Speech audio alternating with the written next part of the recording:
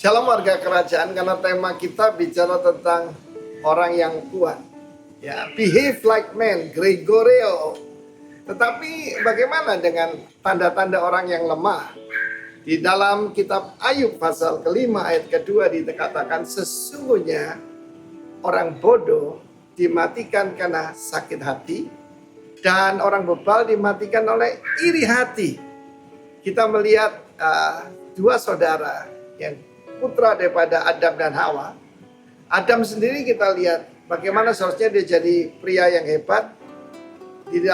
Kejatuhan daripada manusia dimulai ketika istrinya yang memimpin ketika berhadapan dengan ular yang dipakai oleh iblis. Adam ada di sana, but he said nothing. Sayang sekali. Lalu punya putra Kain dan Habel. Kain itu acquired, diminta, dimohonkan. Karena tugas mereka adalah berbuah, berlipat kali ganda. Sekali lagi bukan beranak cucu ya, salah terjemahan. Habel itu Hevel. Hevel itu nafas, breath. Manusia di luar Tuhan, di luar Taman Eden, persekutuan dengan Tuhan, itu hidupnya cuma seperti hembusan nafas. Ya, kalau orang Yahudi agak panjang hidupnya ya. Kita yang orang Asia cepat sekali. Dengar baik-baik, orang bodoh. Dalam Alkitab siapa orang bodoh itu? Dikatakan amarah menetap dalam dada orang bodoh. Jadi, bahkan kita dilarang untuk bergaul dengan pemarah. Ya, di dalam fitness tracker saya pasang peringatan kepada saya kalau sudah detak jantungnya 152, saudara ya. Tidak usah 152, ada. Di bawah itu aja, keluar kata-kata sia-sia, saudara. Dan itu menunjukkan bagaimana betul-betul kalau orang itu dipenuhi dengan amarah, ya, dikuasai oleh amarah, orang marah, dia ngamuk, itu mad itu gila, saudara ya. Nah, saudara firman Tuhan mengatakan bisa dibunuh oleh sakit hati, bukan hati liver ya, sakit hati di sini. Yang sakitnya tuh di sini katanya ya. Jangan biarkan ada sakit hati dalam hidup kita. Kain dan Habel, kita melihat bagaimana juga orang bodoh dibunuh oleh iri hati. Ketika dia melihat persembahan adiknya diterima oleh Tuhan.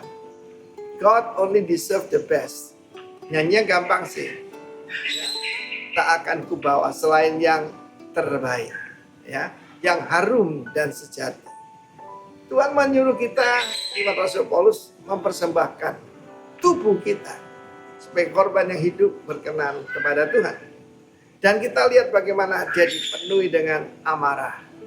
Tuhan menegur dia, Tuhan itu sabar ya. Kain, kenapa wajahmu muram? Tanda orang lemah itu apa? Wajahnya muram, saudara. Ya. Wajah itu pancaran hati. Ya. Dan dia berkata, dosa telah bukan mengetuk, menggaruk seperti binatang buas di depan pintu hatimu. Engkau harus berkuasa atasnya. You shall have dominion. Tapi kita lihat bagaimana Kain dikalahkan oleh amarah itu. Apa Habel lebih baik? Firman Tuhan mencatat Ibrani pasal 11. Darahnya menuntut balas. Jadi dua-duanya tidak baik. Di luar Tuhan.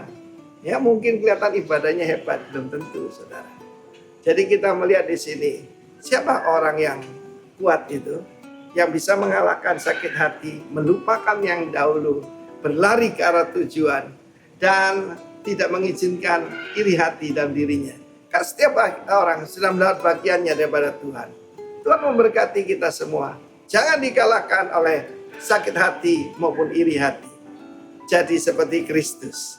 Haleluya. Amin.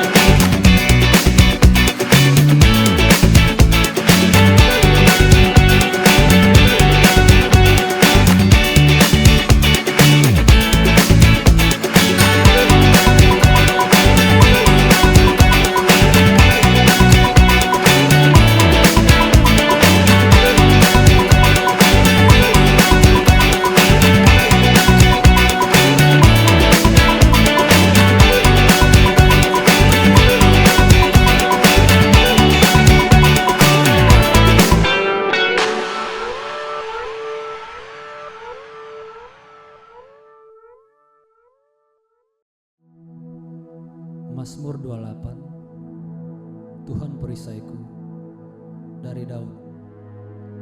Kepadamu ya Tuhan gunung batuku, aku berseru, janganlah berdiam diri terhadap aku, sebab jika engkau tetap membisu terhadap aku menjadi seperti orang yang turun ke dalam liang kubur.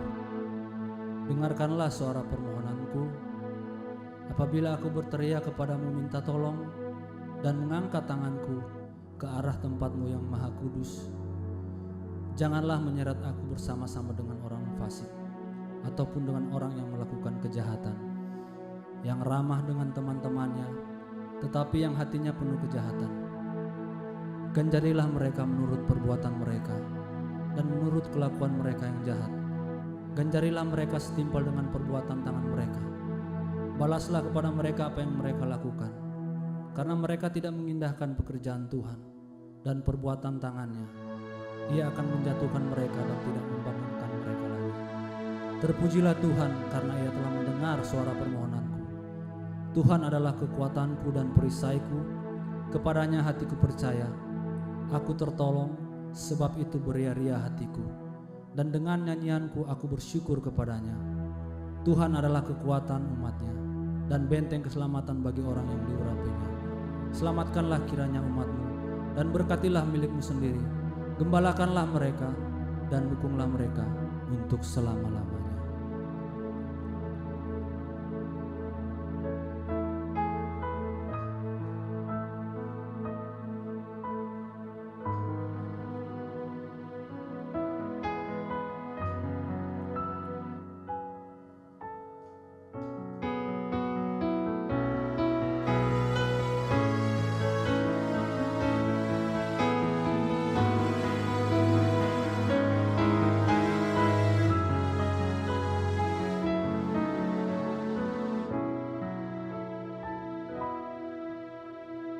Engkaulah kekuatanku,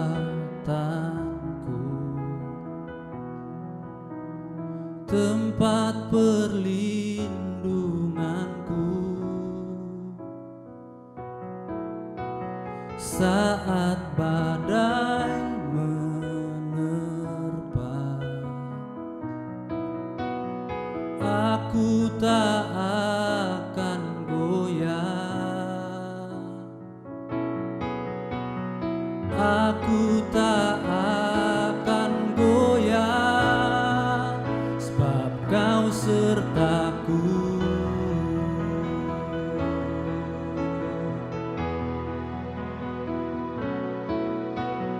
Engkaulah kekuatanku,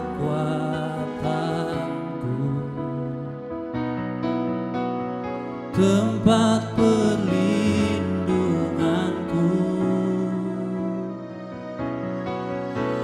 saat badai menerpa. Aku tak akan goyah.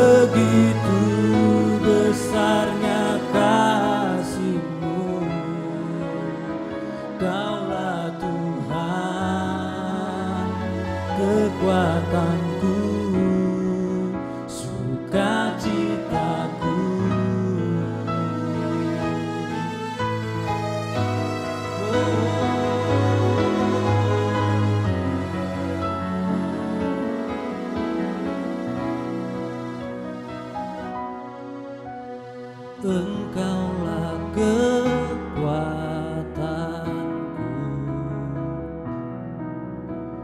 tempat perlindunganku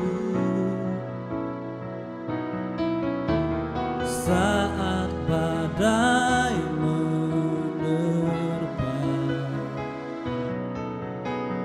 Aku tak akan goyah, aku tak akan goyah, sebab Kau sertaku.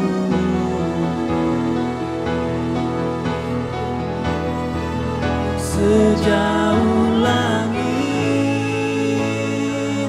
dari bumi, begitu besarnya kasih-Mu. Penuhi hati kami yang rindu menyembah-Mu, Yesus. Sejauh langit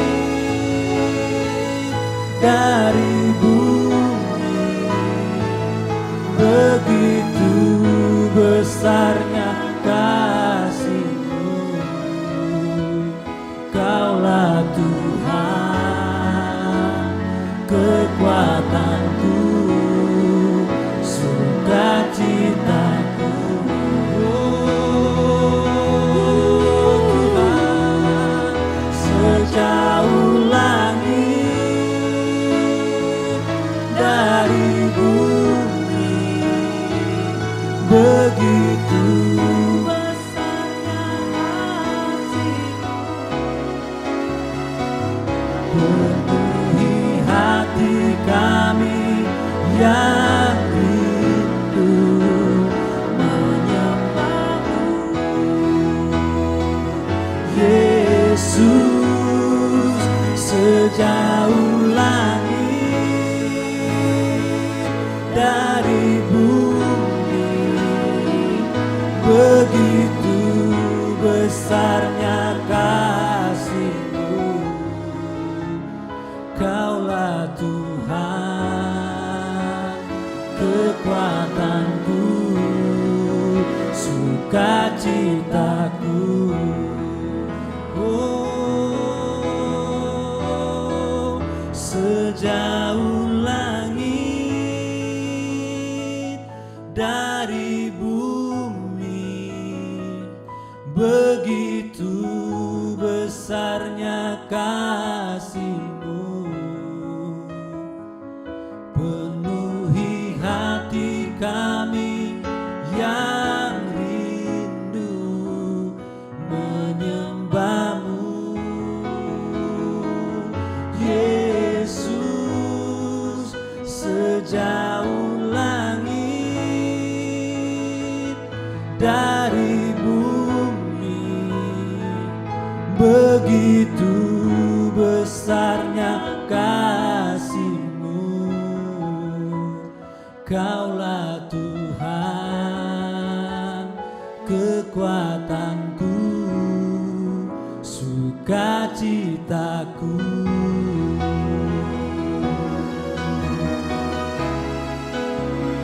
Kaulah Tuhan, kekuatanku, sukacitaku. Oh, Kaulah Tuhan, Kaulah Tuhan, kekuatanku, sukacitaku.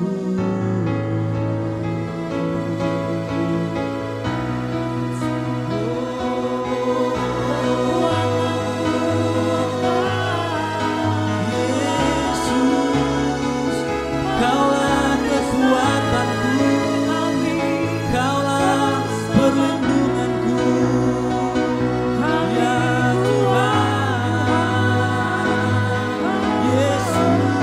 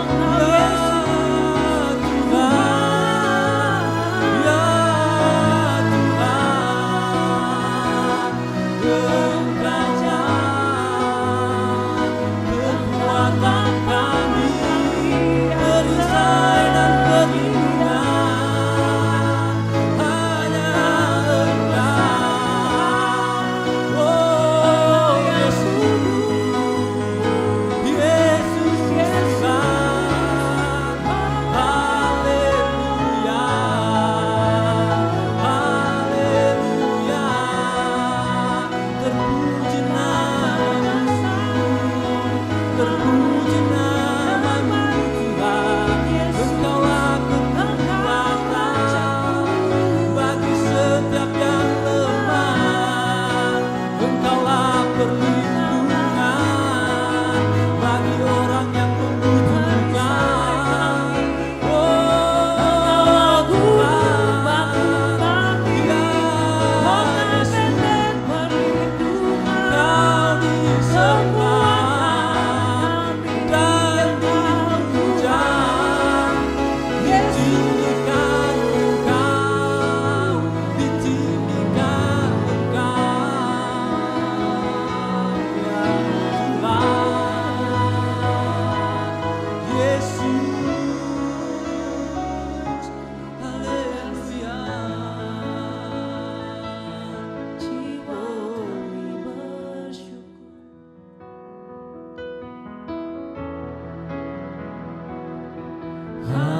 Haleluya, Kau Allah yang besar. Haleluya, Kau mulia. Namamu, kuasamu, kasih-Mu kekal. Kau yang layak ditinggikan. Haleluya, Kau Allah yang besar. Haleluya, Kau mulia. Namamu, kuasamu, kasih-Mu kekal. Kau yang layak ditinggikan. Haleluya, Kau Allah yang besar. Haleluya, Kau mulia. Namamu, kuasamu, kasih-Mu kekal. Kau yang layak ditinggikan. Namamu, kuasamu, kasih-Mu kekal. Kau yang layak ditinggikan. Namamu, kuasamu, kasih-Mu kekal. Kau yang layak ditinggikan.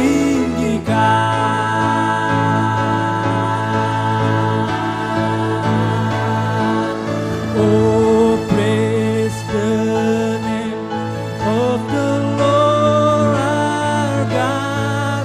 Oh, praise His name forevermore.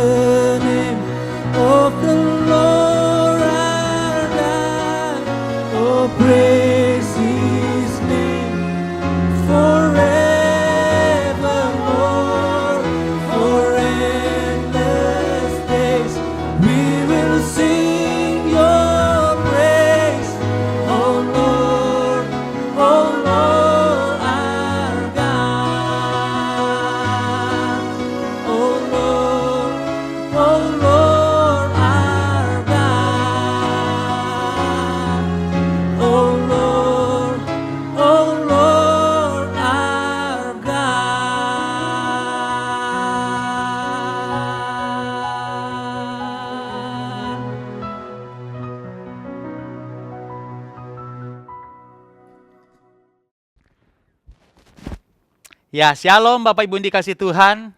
Apa kabar? Saya berdoa, sungguh-sungguh berdoa supaya kita semua keluarga besar Rock Balikpapan dan tentu saja semua saudara yang mengikuti ibadah ini dalam keadaan baik-baik, sehat, tubuh kita, jiwa kita sehat, ada ketenangan yang hebat, amin ya. Roh kita juga sehat-sehat semuanya. Karena dalam masa seperti ini, ada banyak kesempatan yang luar biasa untuk membuat roh kita tambah sehat. Yaitu karena masa ini membuat kita semakin menyadari Tuhan, bergaul semakin erat dengan Tuhan, semakin bersandar atau berharap, berserah pada Tuhan. Dan itu pasti baik sekali untuk kesehatan roh kita.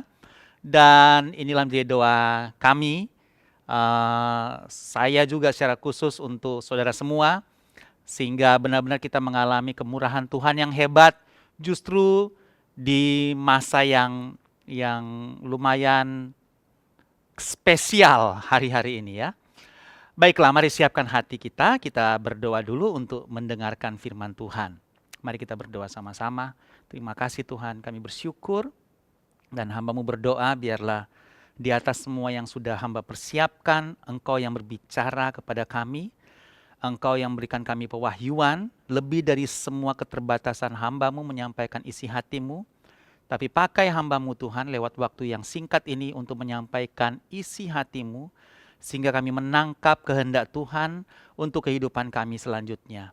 Terima kasih Tuhan, kami bersyukur dalam nama Tuhan Yesus, kami buka hati kami kepadamu. Amin. Baiklah, mari sama-sama kita buka Yohanes pasal 11 ayat 15. Ayat ini menjadi judul dari pelajaran kita sekarang. Yohanes 11 ayat 15, mari kita baca sama-sama ya, bersuara. 2, 3. Tetapi syukurlah aku tidak hadir pada waktu itu, sebab demikian lebih baik bagimu, supaya kamu dapat belajar percaya. Oke, jadi judul pelajaran kita adalah supaya kamu dapat belajar percaya. Ayat ini disampaikan langsung oleh Tuhan Yesus. Dalam peristiwa apa? Dalam konteks apa? Dalam peristiwa ketika Lazarus sakit yang ada di Betania, saudara dari Maria dan Marta, dan dia meninggal, dan sudah tahu kisahnya, di situ membuat Yesus menangis, dan Lazarus juga akhirnya secara luar biasa dibangkitkan oleh Tuhan. Nah, itulah konteks dari judul pelajaran kita sekarang. Baiklah, kita langsung lihat ayatnya dari Yohanes pasal 11 ayat 1. Yohanes 1:1. Ada seorang yang sedang sakit, namanya Lazarus. Ia tinggal di Betania, kampung Maria dan adiknya Marta. Maria, perhatikan ya, ialah perempuan yang pernah meminyaki kaki Tuhan. Saya highlight di situ untuk menunjukkan bahwa ini adalah keluarga yang memiliki hubungan spesial dengan Tuhan. Oke. Ini adalah keluarga yang mengasihi Tuhan, ini adalah keluarga yang melayani Tuhan, dan bagi Yesus pun ini keluarga yang spesial. Dengan minyak mur dan menyekannya dengan rambutnya. Saya lanjutkan ayat 3. Dan Lazarus yang sakit itu adalah saudara dari Maria yang meminyaki kaki Tuhan itu. Nah, ini penjelasan. Kedua perempuan itu mengirim kabar kepada Yesus. Tuhan, dia yang engkau kasihi sakit.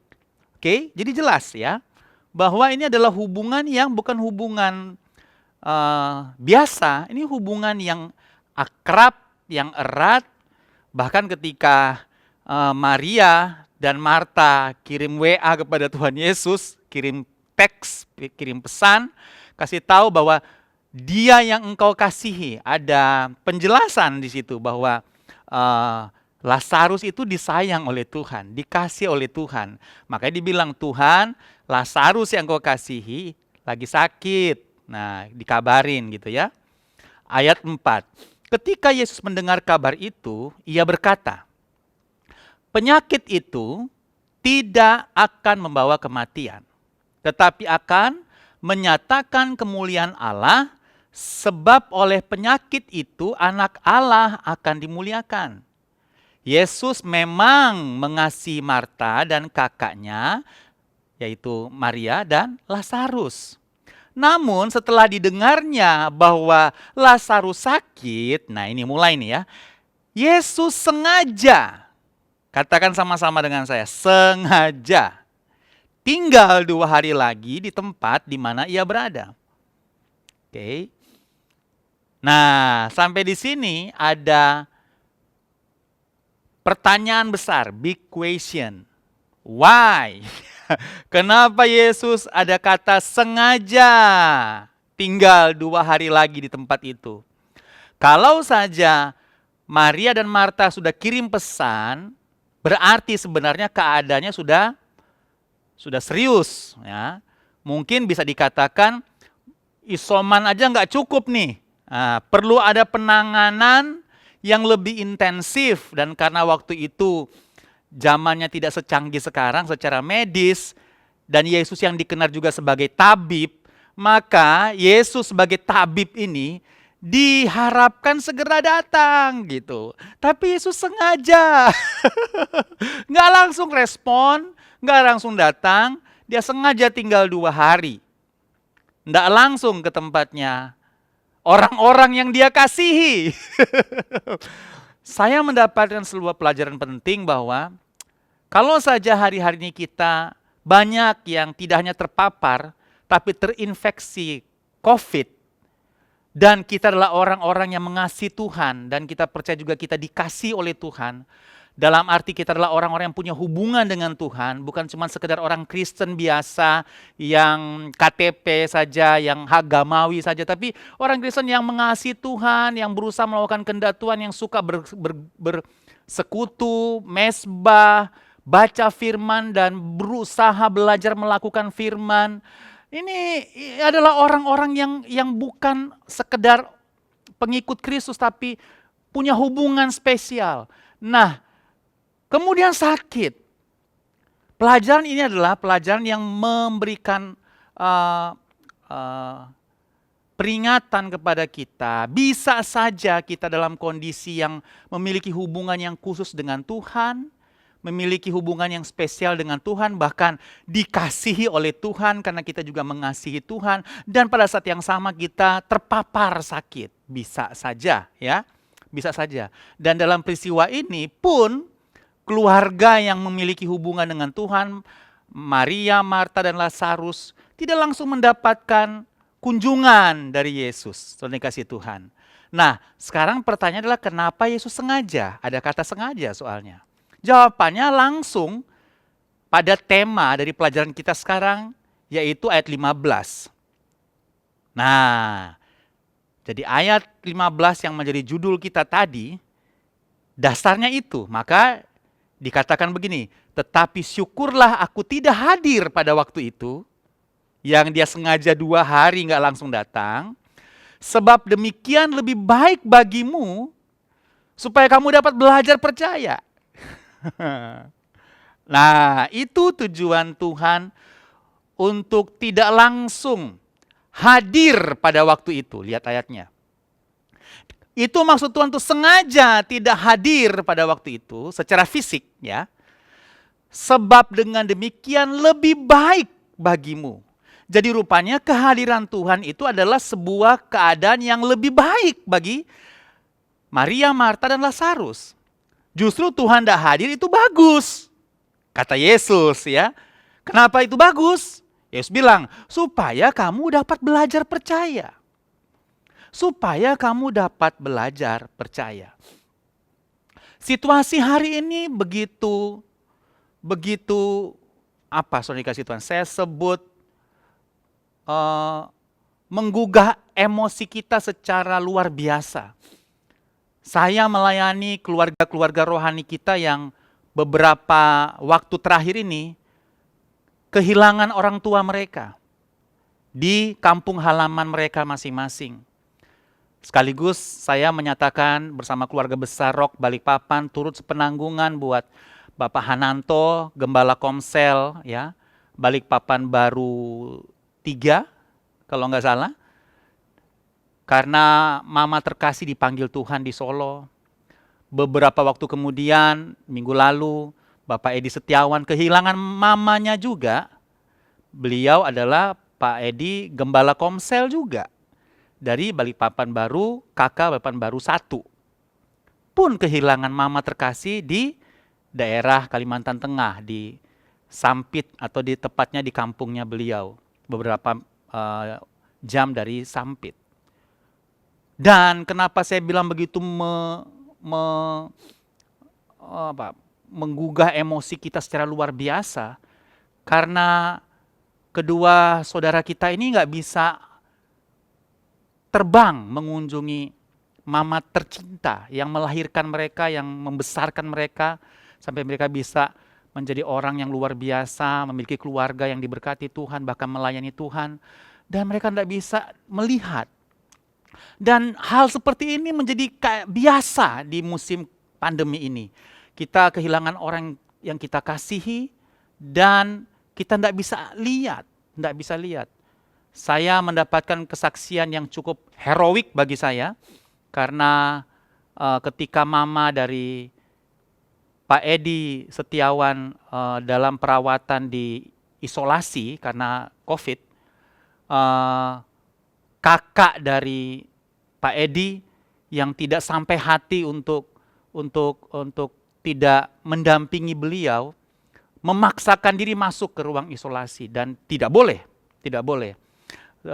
Karena memang pada waktu itu si ibu memang membutuhkan kehadiran anaknya ini secara fisik untuk diberikan support lah. Dan dengan lobby yang panjang akhirnya diizinkan masuk, tapi dengan SOP dalam pengertian ketika masuk sudah dinyatakan positif perlakuannya gitu. Nggak boleh keluar masuk. Jadi kalau sudah masuk ternyata nggak boleh keluar lagi karena sudah dinyatakan dianggap positif gitu. Nah, jadi itu resikonya kalau mau masuk, nggak boleh keluar lagi, katanya begitu. Dan kakak dari Pak Edi masuk dan merawat orang tuanya ini dan sampai 2 hari dan kemudian akhirnya dipanggil Tuhan juga.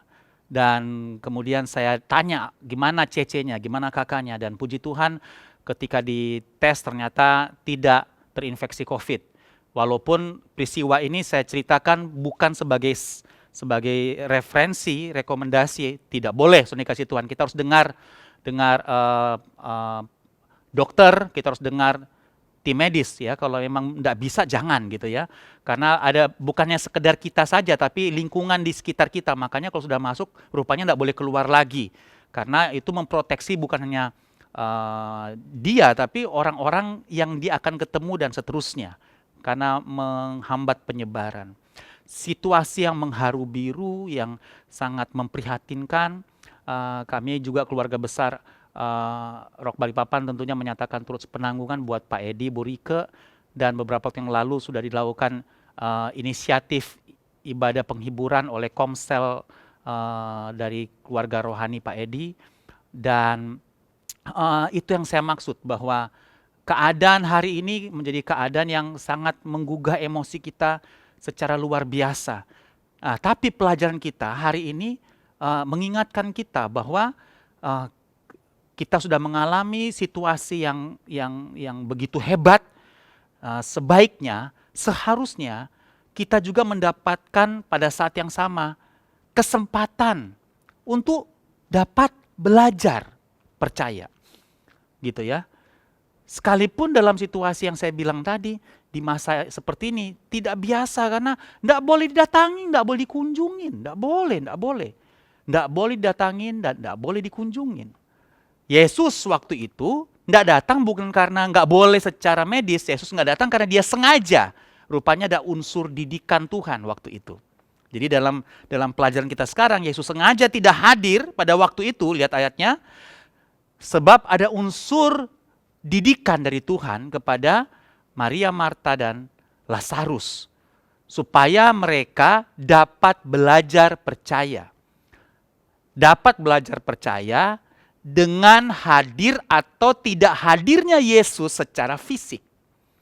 Demikian pula kita sekarang supaya dapat belajar percaya dengan hadir atau tidak hadirnya orang-orang yang mungkin kita harapkan untuk hadir.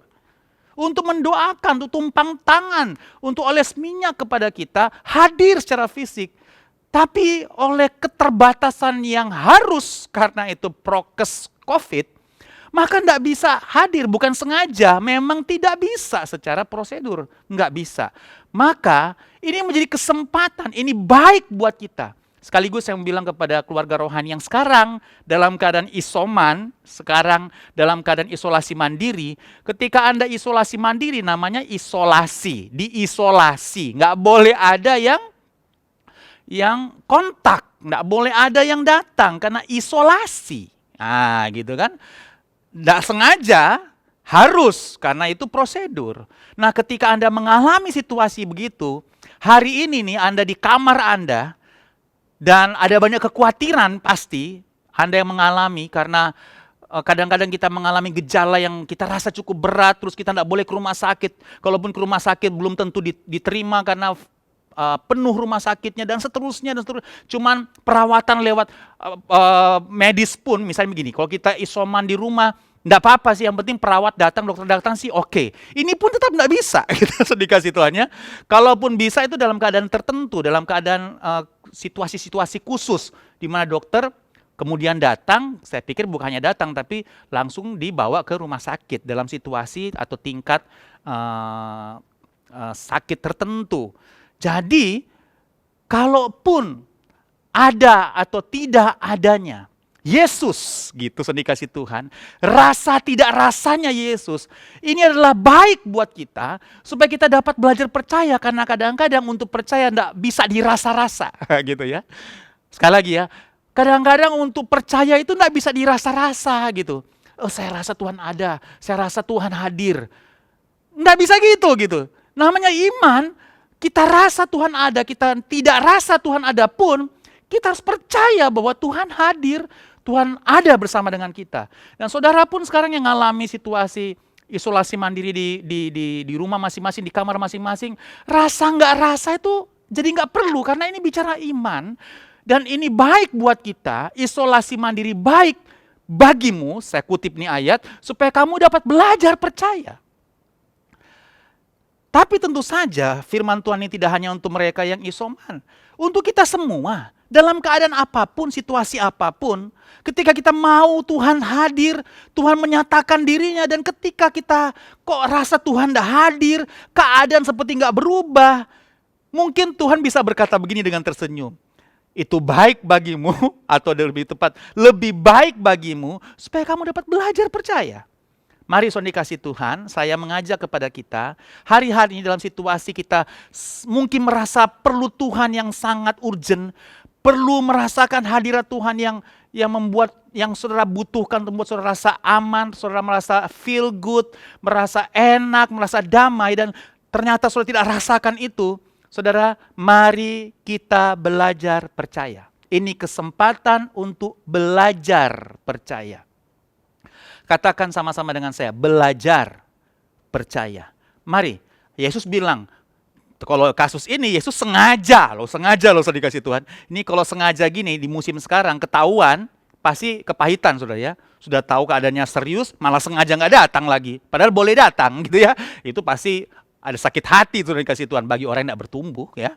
Tapi bagi orang yang mau belajar untuk bertumbuh, belajar menjadi dewasa, dikasih Tuhan sesuai dengan tema kita bulan ini, maka ini, situasi ini, saya kutip nih sekali lagi, menjadi lebih baik buat kita supaya kita dapat belajar percaya. Situasi ini, situasi pandemi ini, situasi yang memprihatinkan ini secara kesehatan dan ekonomi, ini lebih baik buat kita supaya kita dapat belajar percaya.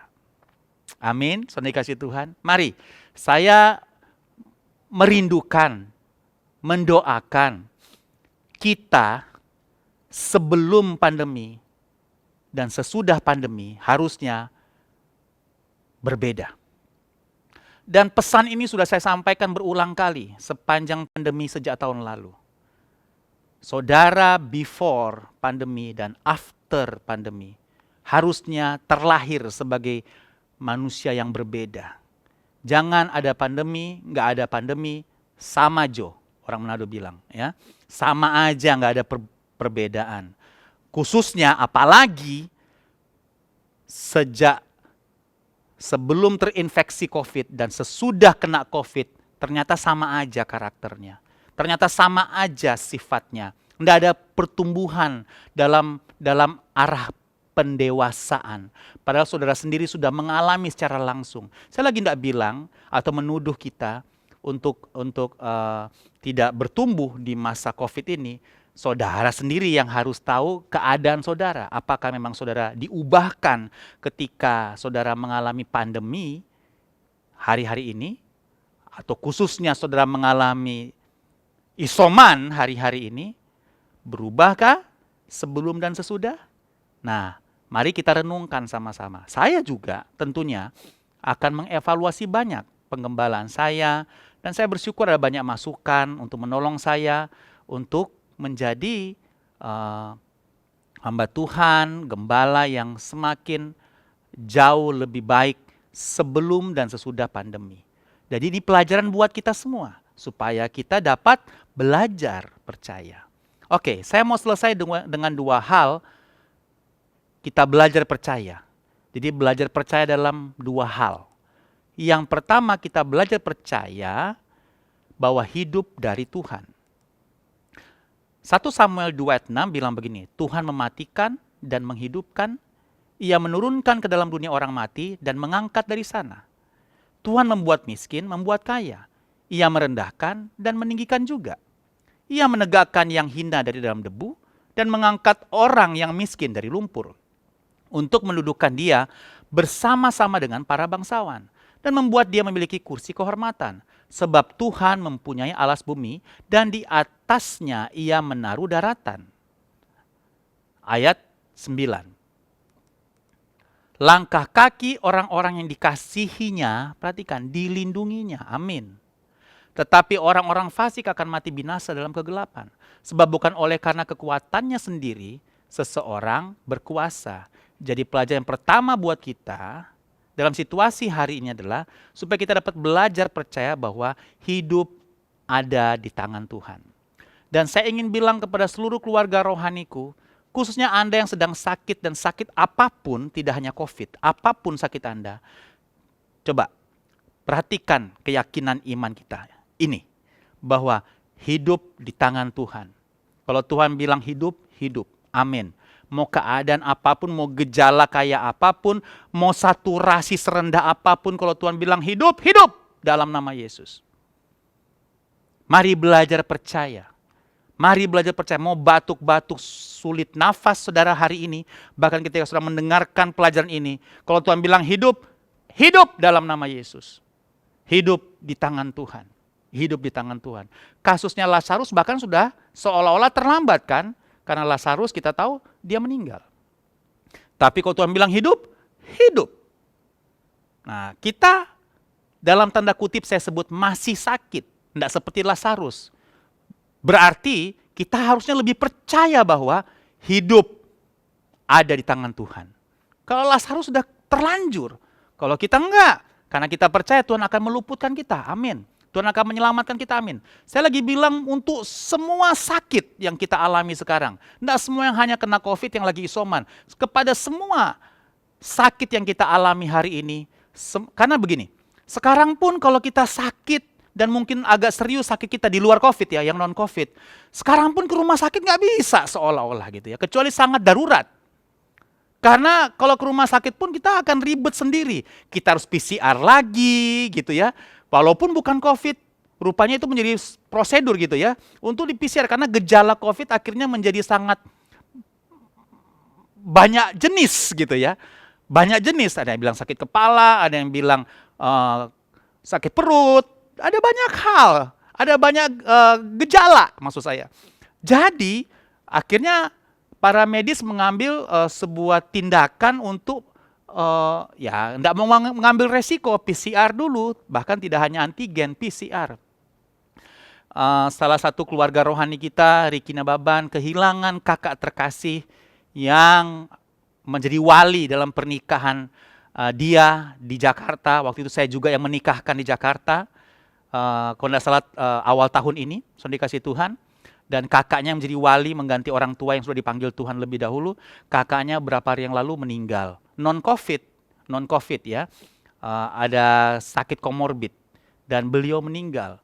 Dan ketika beliau meninggal, saya datang karena non-COVID di rumah duka. Dan saya mendapat cerita bagaimana istri dari almarhum ceritakan betapa sulitnya yang non-COVID ini harus ke rumah sakit, tidak hanya untuk mendapat kamar, sudah tahulah situasinya, sudah tahu situasinya. Nah maksud saya sudah dikasih Tuhan, ini keadaan yang sudah di luar kendali kita. Dokter tidak bisa kita tuduh, rumah sakit tidak bisa kita marah, kita harus mengerti situasinya memang ini luar biasa. Semuanya serba hands up. Nggak bisa lagi pakai koneksi-koneksi. Saya punya teman dokter, saya punya teman. Nggak bisa kalau emang nggak ada kamar, nggak ada kamar. Mau ngapain lagi gitu sedikasih Tuhan. Nah dalam situasi ini adalah baik buat kita, kalau saya bisa katakan itu ya.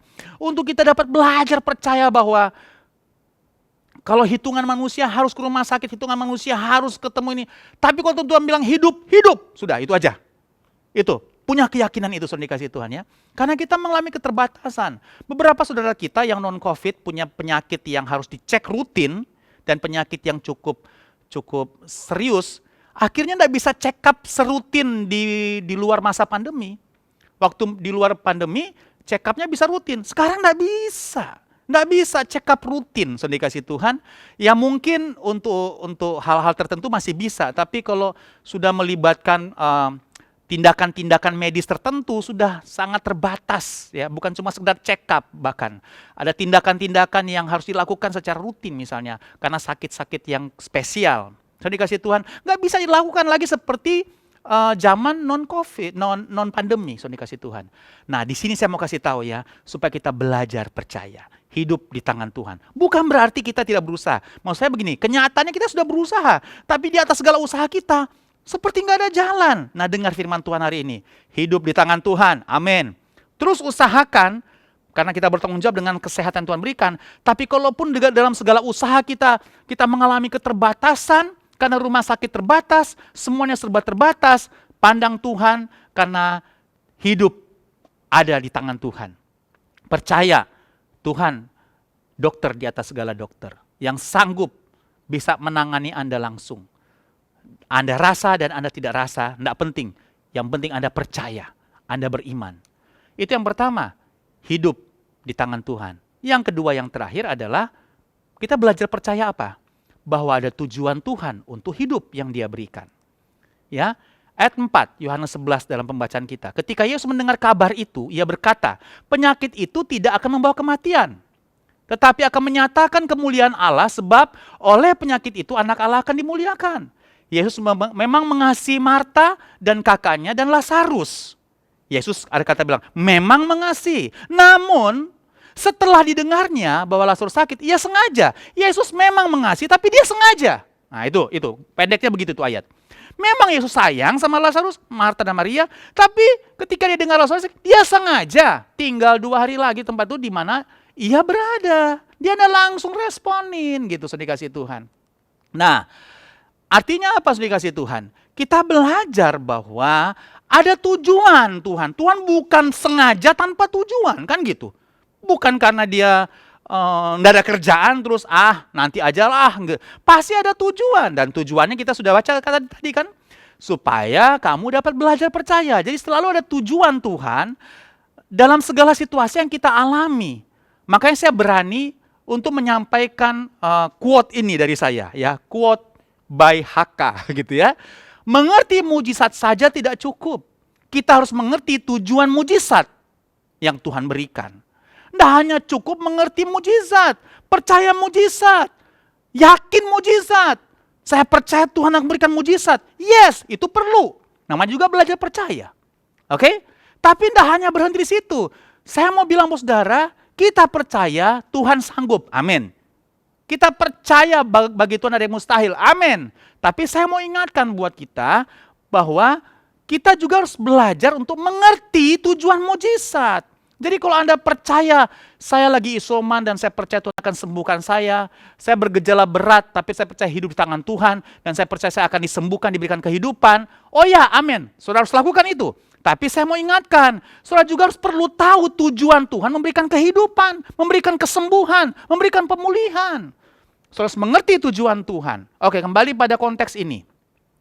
Apa tujuan Tuhan kepada Lazarus? Bahkan sampai dia sengaja untuk tidak hadir. Seolah-olah, ini omongan-omongan saya sih. Seolah-olah Tuhan sengaja untuk membuat Lazarus mati dulu deh. Nah, seolah-olah begitu kan? Padahal dia memberikan statement bahwa sakit ini tidak akan memberikan kematian, membawa kematian, tapi menyatakan kemuliaan Allah. Nah, ya, Yesus sudah kasih komitmen itu. Ayat 40, Yohanes 11. Bukankah sudah kukatakan kepadamu, jikalau engkau percaya, engkau akan melihat kemuliaan Allah. Maka mereka mengangkat batu itu, lalu Yesus menengadah ke atas dan berkata, Bapa, aku mengucap syukur kepadamu karena engkau telah mendengarkan aku. Aku tahu bahwa engkau telah mendengarkan aku. Ini Yesus kepada Bapanya. Tetapi oleh karena orang banyak yang berdiri di sini mengelilingi aku, kata Yesus kepada Bapanya, ini ada banyak orang yang lihat nih, aku mengatakan supaya mereka percaya bahwa engkaulah yang telah mengutus aku. Jadi apa tujuan Tuhan dalam konteks Lazarus ini? Apa yang dimaksud dengan kamu akan melihat kemuliaan Allah? Apa yang Yesus maksud dengan begini? Bahwa penyakit yang dialami Lazarus untuk menyatakan kemuliaan Allah. Apakah Yesus berbohong berkata tidak membawa kematian? Kenyataannya mati. Sedih kasih Tuhan. Kita percaya Yesus tidak berbohong. Karena memang kenyataannya walaupun mati, ternyata hidup kembali. Jadi benar, tidak membawa kematian. Dalam pengertian, pengertiannya apa? Bahwa tujuan Tuhan mengizinkan Lazarus dan tentunya kedua kakaknya Maria dan Marta mengalami situasi ini, dan Yesus sengaja untuk tidak hadir sampai harus meninggal, keburu meninggal, adalah tujuannya ini. Saya kasih panah di situ. Apa kemuliaan Allah dimaksud? Tetapi oleh karena orang banyak yang berdiri di sini mengelilingi aku mengatakannya supaya mereka percaya bahwa engkau yang telah mengutus aku. Jadi saudara dikasih Tuhan, jadi yang dimaksud dengan sakit Lazarus menyatakan kemuliaan Allah itu adalah supaya mata orang yang melihat peristiwa itu percaya bahwa Yesus diutus oleh Bapa. Apa hubungannya dengan kita? Jadi saudara dikasih Tuhan, situasi apapun yang kita alami, seberat apapun yang kita alami, biarlah itu untuk menyatakan kemuliaan Allah dalam hidup kita. Maksudnya apa? Yaitu supaya orang bisa lihat seperti peristiwa ini, bahwa Yesus adalah Tuhan. Jadi lewat peristiwa yang Anda alami hari ini, coba jangan hanya percaya mujizat. Kita harus percaya. Kita harus percaya. Sekali lagi saya kasih tahu, kita harus percaya. Tapi tidak berhenti situ. Kita juga harus mengerti tujuan Tuhan kasih mujizat. Nah, sekarang apa tujuan itu? Sudah jelas. Tujuan itu adalah untuk menyatakan kemuliaan bagi Allah. Maksudnya apa? Supaya orang-orang percaya pada Yesus, diutus oleh Bapa. Jadi, sakit kita mendatangkan keselamatan bagi orang lain. Nah, silahkan saudara dikasih Tuhan, jalani hidup kita dalam segala dinamika hidup kita, susah, duka, suka duka, sakit, sehat kita, biarlah semuanya menyatakan kemuliaan Allah. Kalaupun Anda mengalami mujizat, diberikan kesehatan, disembuhkan dari COVID, saudara saya mau ingatkan ya, biarlah itu untuk menyatakan kemuliaan Allah. Dan biarlah Yesus bisa dilihat sebagai Tuhan dan Juru Selamat oleh banyak orang. Bersaksilah kepada mereka bahwa Anda hidup bukan karena gejala ringan. Anda hidup bukan karena sudah divaksin saja. Oh ya, kita percaya Tuhan bisa pakai itu. Tapi Anda hidup karena kehidupan di tangan Tuhan. Anda selamat karena Tuhan yang menyelamatkan Anda. Biarlah lewat sakit yang kita alami, nama Tuhan dipermuliakan dengan pengertian bahwa Yesus semakin dipercaya oleh banyak orang sebagai Tuhan dan Juru Selamat kita. Jadi situasi sulit yang kita alami mendatangkan kemuliaan Allah. Itulah tujuan dari mujizat yang diberikan kepada kita, di mana orang bisa percaya kepada Yesus. Haleluya. Saya berdoa saudara dikasih Tuhan, kita benar-benar mengalami pengalaman yang spesial bersama Tuhan lewat situasi sulit hari-hari ini. Saudara, kalaupun Anda harus sendirian, tidak ada orang lain, Dan saya percaya orang lain tidak ada bukan karena sengaja seperti Yesus. Karena memang sekarang prosedurnya mengatakan tidak boleh. Saya dikasih Tuhan. Saya sekaligus memberikan informasi bahwa beberapa minggu belakangan ini saya mohon jangan marah karena saya harus terpaksa konseling video call.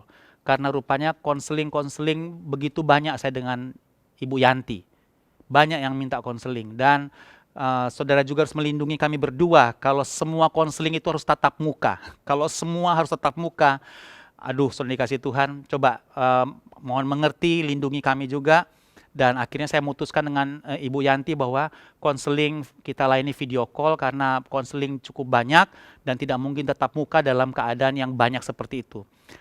Catatan juga bahwa dalam konseling kemarin, di mana kami tatap muka sebelumnya, ternyata ada beberapa keluarga rohani kita setelah konseling ternyata positif dikasih Tuhan. Dan saya dengan Ibu Yanti mengalami kemurahan Tuhan, tidak terpapar dan terinfeksi, puji Tuhan. Tapi dengan pelajaran kami mengalami 2 kali, kalau tidak salah dikasih Tuhan ya, konseling dengan orang yang kemudian terpapar ternyata terinfeksi. Dan kami ternyata tidak terjangkit ya, terinfeksi. Tapi tentu saja kami tidak akan melakukan itu lagi, dikasih Tuhan, tidak menunggu terinfeksi, kemudian kami mau berhenti. Karena situasi sekarang statistik cukup serius di Balikpapan, saya dengan Bu Yanti memutuskan seminggu 2 minggu ini mungkin konseling kita video call dulu dan mohon kami dimengerti. Nanti pada waktunya ketika kita bisa tatap muka, pasti saya akan hubungi saudara yang minta konseling ini ya. Saya akan hubungi untuk kita bisa tatap muka karena memang itu jauh lebih berbeda gitu ya, tatap muka itu ya. Oke, tolong doakan kami dan kami akan terus mendoakan saudara. Kita akan diselamatkan Tuhan di masa-masa seperti ini karena kehidupan ada di tangan Tuhan. Amin. Mari kita berdoa sama-sama. Tuhan Yesus, kami bersyukur untuk kesempatan ini, meteraikan firman-Mu dalam kehidupan kami. Tuhan, kami rasa dan tidak rasa akan kehadiran-Mu. Itu menjadi tidak penting karena iman kami tetap percaya Engkau selalu ada bersama dengan kami. Iman kami berkata, Holy Spirit is so real, Roh Kudus itu nyata buat kami. Sehingga kami percaya Tuhan, Engkau selalu hadir dengan kami. Dengan demikian, keadaan hari-hari ini menjadi baik buat kami, untuk kami belajar percaya langsung kepadamu Tuhan. Karena memang kami harus menjalani semuanya sendirian, khususnya beberapa teman yang sedang isoman. Tuhan, dengan demikian mereka belajar percaya kepada Tuhan. Dan itu menjadi baik buat mereka. Karena setelah peristiwa mereka sakit ini, mereka pasti berbeda, menjadi manusia yang baru, melewati pandemi dan melewati sakit mereka. Aku berdoa Tuhan, kami akan melewati semua dalam pertolongan Tuhan, kami akan sehat, kami akan hidup dalam kemurahan Tuhan, tapi ketika kami melewati semuanya, kami menjadi manusia baru. Kami berbeda sebelum pandemi, amin. Kami menjadi manusia yang baru setelah pandemi. Karena kami belajar banyak di masa pandemi. Dan itu baik buat kami Tuhan. Lebih baik buat kami. Karena kami mengalami percepatan kedewasaan rohani. Justru di masa yang sangat ekstrim ini. Sangat spesial ini. Extraordinary ini Tuhan. Kami mengalami keuntungan banyak. Karena kami didewasakan dengan respon-respon kami yang benar, yang tepat Tuhan. Kami tidak mau Tuhan dirugikan hanya karena mengalami situasi sulit dan tidak merubah hidup kami. Kami berjanji Tuhan, kami mau berubah dalam kemurahan Tuhan karena kami mengalami situasi yang sangat spesial, maka kami akan bertumbuh secara spesial di mata Tuhan. Terima kasih Tuhan, dan aku berdoa sekali lagi bagi saudaraku yang sedang isoman atau sakit apapun yang non-COVID, sembuh oleh kuasa darah Yesus dan oleh bilur-bilur Tuhan Yesus. Tuhan, di dalam kuasa nama Yesus, aku menyatakan kesembuhan terjadi, speedy recovery terjadi, kesehatan, kesembuhan secara cepat terjadi dalam nama Yesus. Bapa, terima kasih, kami bersyukur untuk firman-Mu dalam nama Yesus. Amin. Amin. Puji Tuhan. Haleluya. Puji Tuhan, kita akan masuk dalam perjamuan kudus pada pagi hari ini. Mari Bapak Ibu siapkan roti dan anggur di rumah. Mari kita berdoa untuk perjamuan kudus. Bapak, kami ucap syukur pada pagi hari ini untuk firman-Mu yang sudah kami dengar. Kami mau lebih belajar percaya lagi, sungguh-sungguh percaya bahwa Tuhan Yesus sangat mengasihi kami. Terima kasih, dan kami akan masuk dalam perjamuan kudus menyatu dengan tubuh dan darah-Mu. Roti dan anggur dikuduskan, kami hamba-hambamu, kami umatmu, kami gerejamu layak untuk bersekutu dengan tubuh dan darahmu. Dalam nama Tuhan Yesus Kristus kami sambut perjamuan kudus pada pagi hari ini. Haleluya. Amin, amin, amin. Sekarang mari sama-sama kita angkat roti di tangan kanan kita dan dengarkanlah firman Tuhan. Pada malam waktu Yesus diserahkan, dia mengambil roti, mengucap syukur, memecah-mecahkannya dan berkata, inilah tubuhku yang diserahkan bagi kamu. Perbuatlah ini menjadi peringatan akan aku. Gereja Tuhan, bukankah roti yang kita angkat tinggi ini adalah persekutuan kita yang mahal dengan tubuh dari Tuhan Yesus Kristus, amin. Mari makan dengan percaya, dengan iman. Dalam nama Tuhan Yesus Kristus, haleluya.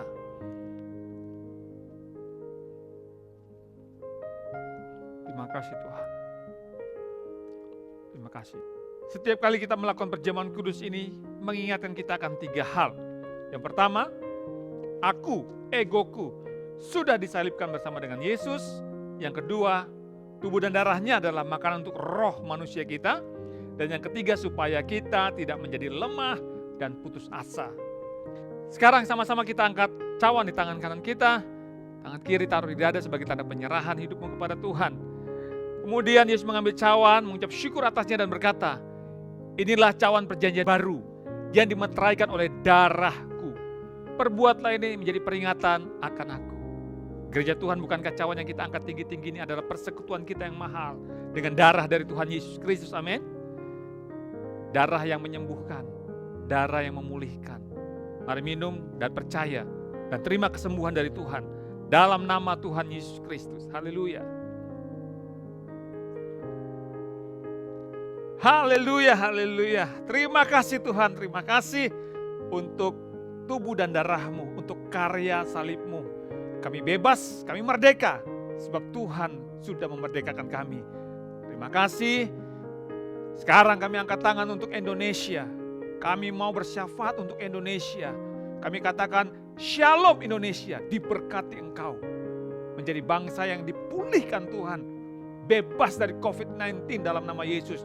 Ekonominya terus dipulihkan di dalam nama Tuhan Yesus Kristus.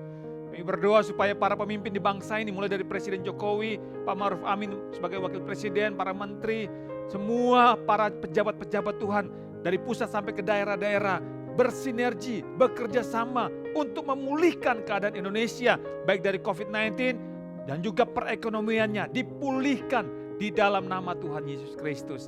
Terima kasih para pemimpin kami dalam keadaan sehat, dalam perlindungan Tuhan yang sempurna. Terima kasih Bapak, kami juga tak lupa berdoa terus-menerus untuk para petugas kesehatan. Tuhan berikan kekuatan, Tuhan berikan perlindungan khusus bagi mereka menangani pasien COVID-19, mereka tetap terpelihara sempurna di dalam nama Tuhan Yesus Kristus. Semua pasien yang sedang dirawat disembuhkan di dalam nama Tuhan Yesus Kristus. Terima kasih. Tak lupa juga kami angkat tangan untuk kota kami Balikpapan. Kami juga percaya Balikpapan pasti dipulihkan Tuhan. Bebas dari COVID-19 dalam nama Yesus. Ekonominya juga dipulihkan Tuhan. Bahkan Balikpapan akan diberkati Tuhan dalam nama Tuhan Yesus Kristus. Pak Wali Kota bersama jajarannya diberikan kekuatan dan kesehatan, terus melakukan tugas-tugas mereka untuk memulihkan keadaan Balikpapan sampai normal kembali Tuhan di dalam nama Tuhan Yesus Kristus. Haleluya. Sekarang kami berdoa untuk gereja Rock Balikpapan. Kami bersyukur pemeliharaanmu sempurna bagi kami. Secara khusus kami berdoa untuk jemaatmu Tuhan yang sedang terinfeksi COVID-19, baik yang di rumah sakit maupun yang sedang isolasi mandiri. Tuhan, jamah mereka, sembuhkan dalam nama Tuhan Yesus Kristus. Damai sejahtera-Mu melimpah atas kehidupan mereka. Mereka tetap percaya Tuhan sanggup memulihkan dan menyembuhkan setiap mereka yang sedang sakit. Dalam nama Tuhan Yesus Kristus. Terima kasih. Kami berdoa juga untuk para pemimpin di gereja ini, Pak Herol bersama keluarga, para diaken, para gembala-gembala kakak, seluruh jemaat-Mu Tuhan, dari yang paling muda sampai yang paling senior. Kami semua dalam pemeliharaan Tuhan yang sempurna. Kami percaya Tuhan terus akan pakai kami untuk menyatakan Kristus bagi kota Balikpapan. Terima kasih Bapak, terima kasih Tuhan. Di dalam nama Tuhan Yesus Kristus, Indonesia dipulihkan Tuhan, Balikpapan dipulihkan Tuhan. Haleluya, haleluya. Amin, amin, amin. Oke Bapak Ibu, sebelum kita berdoa untuk persembahan pada pagi hari ini, saya akan menyampaikan tahapan pelayanan bagi Bapak Ibu jemaat yang terinfeksi atau terpapar COVID-19. Gereja pasti punya tahapan penggembalaan khusus bagi jemaat yang terpapar atau terinfeksi COVID-19. Yang pertama, ketika kami mendengar ada jemaat yang terpapar, terinfeksi, maka tim diaken, para pastor akan menghubungi melalui telepon untuk mendoakan dan menguatkan jemaat yang terpapar atau terinfeksi COVID-19. Kemudian kami juga akan memantau kebutuhan jemaat yang terpapar tersebut. Apakah mereka membutuhkan sembako, atau obat-obatan, atau vitamin selama isolasi mandiri. Jika mereka membutuhkan, maka kami akan menyediakannya. Kemudian, kami akan memberikan pendampingan medis bila belum ditangani Satgas COVID-19 di RT atau puskesmas. Tapi biasanya selama ini sudah langsung ditangani oleh RT, pihak RT dan puskesmas. Nah, karena banyak jemaat yang belakangan ini terpapar atau terinfeksi COVID-19, maka 3 tahapan tersebut di atas kami bagi tugas para diaken ya. Para diaken siapa aja sih? Ada di situ, di dalamnya ada Pak Herol, ada saya, ada Pak Hendro, ada juga Pak Seno ya, yang suka bagi-bagi vitamin, obat kepada jemaat yang terpapar COVID-19. Ada juga Pastor Semi, Pastor Daniel, Pastor Denny Kriswandi, ada juga Ibu Desi. Dan kami pastikan semua tergembalakan. Nah Bapak Ibu, tidak semua jemaat dihubungi oleh Pak Herol. Kami bagi-bagi tugas seperti yang saya sudah sampaikan. Bisa saya yang hubungi, bisa juga Pastor Daniel Suryoputro, atau juga bisa Pastor Denny Kriswandi, Pastor Semi, sama. Kita berbagi tugas. Jadi Bapak Ibu jangan merasa kecil hati kalau bukan Pak Herol yang menghubungi Bapak Ibu ya, karena kami sudah membagi tugasnya.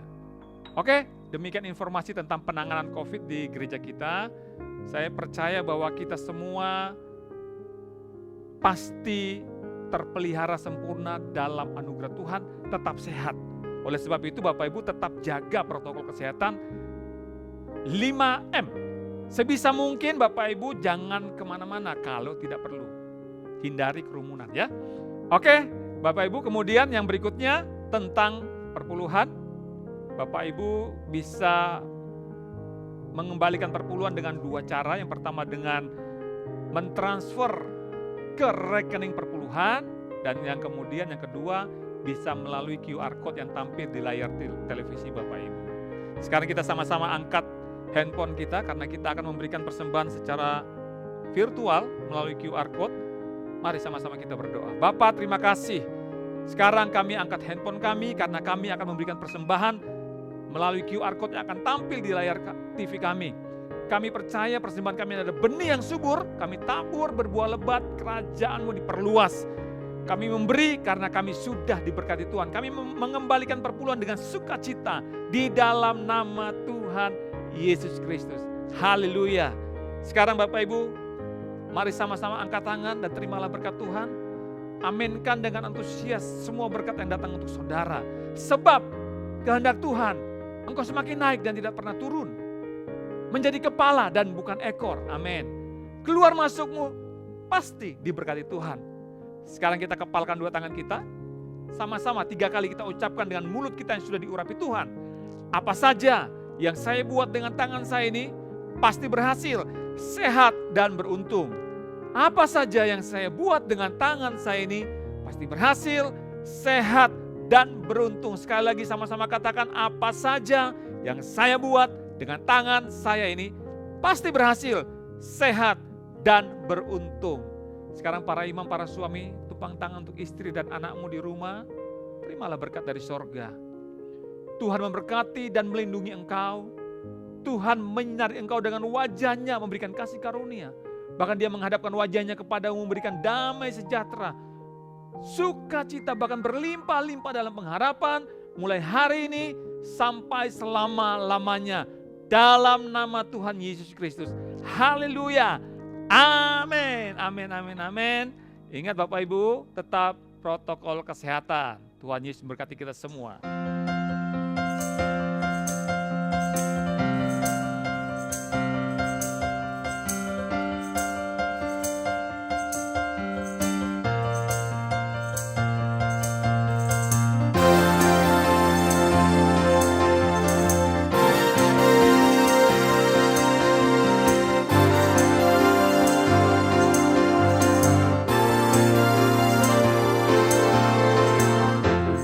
Tuhanlah kekuatan dan mazmurku, Dia gunung batu dan keselamatanku. Hanya padamu hatiku percaya, Kaulah benaran dan kota perlindungan.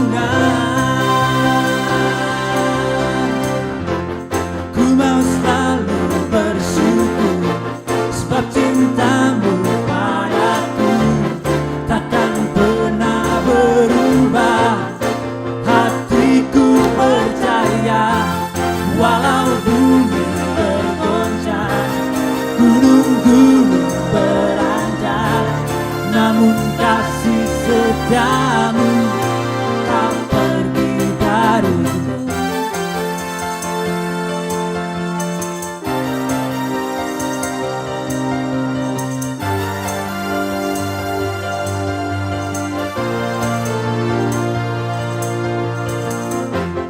Tuhanlah kekuatan dan mazmurku, Dia gunung batu dan keselamatanku.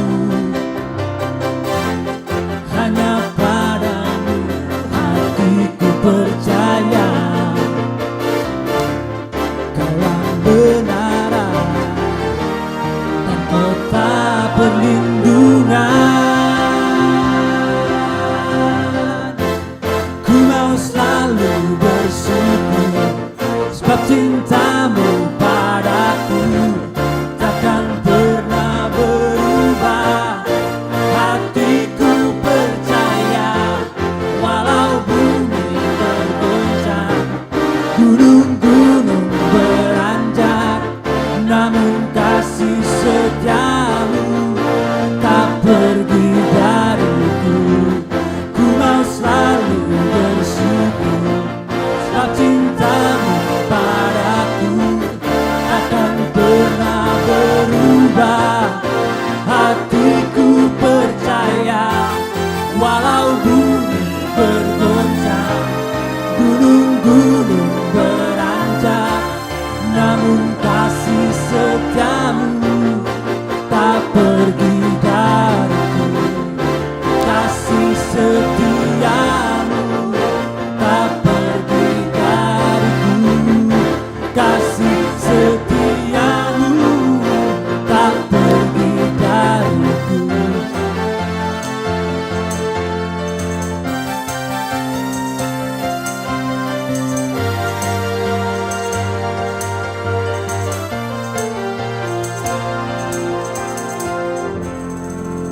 Selamat hari Minggu.